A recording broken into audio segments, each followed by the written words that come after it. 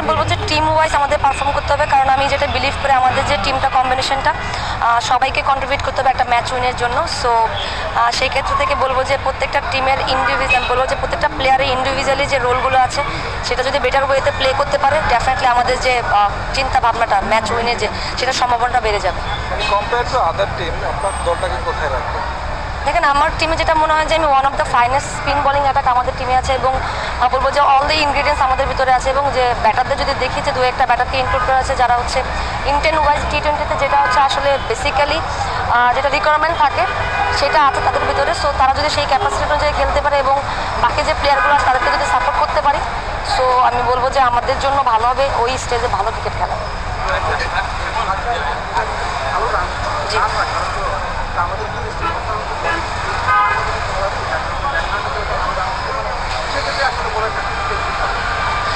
বাইশে যখন আমরা খেলেছি আমি দেখেছি যে দেখেন আমরা যখন সাউথ আফ্রিকাতেও খেলে আসছি ভালো উইকেটে কিন্তু আমাদের বেটাররা ভালো করে, ভালো স্ট্রাইক রেটেও খেলে। সো উইকেটটা ডেফিনেটলি ফ্যাক্ট।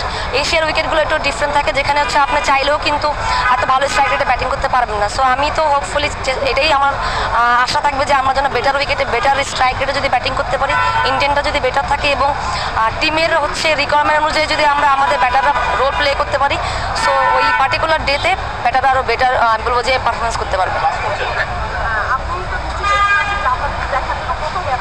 জি,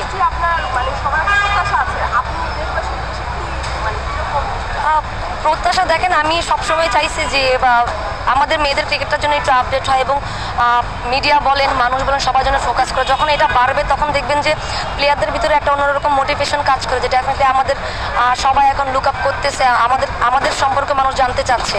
সো তাদের সবার উদ্দেশ্যে একটা কথা যে আমরা যাচ্ছি, সবাই আমাদের জন্য দোয়া রাখবেন যেন আমরা সবাই সুস্থ থাকি এবং দেশের জন্য যেন বেটার কিছু বয়ে নিয়ে আসতে পারি, এবং আমাদের যে উইমেন্স ক্রিকেট এবং উইমেন ক্রিকেটাররা যারা হচ্ছে স্বপ্ন দেখছে বাংলাদেশে একটা সময় রিপ্রেজেন্ট করার জন্য, তাদের জন্য যেন আমরা একটা ভালো কিছু নিয়ে আসতে পারি।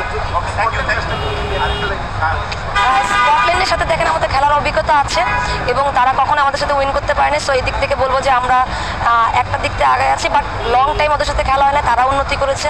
বলবো না যে অ্যাসোসিয়েট কান্ট্রি এখন বিকজ অফ তারা ওয়ার্ল্ড কাপে হচ্ছে কোয়ালিফাই করে এসেছে, সো তারাও মাচ মোর ক্যাপাবল। চ্যালেঞ্জ তো থাকবে, বাট আমরা চ্যালেঞ্জ নেওয়ার জন্য প্রস্তুত।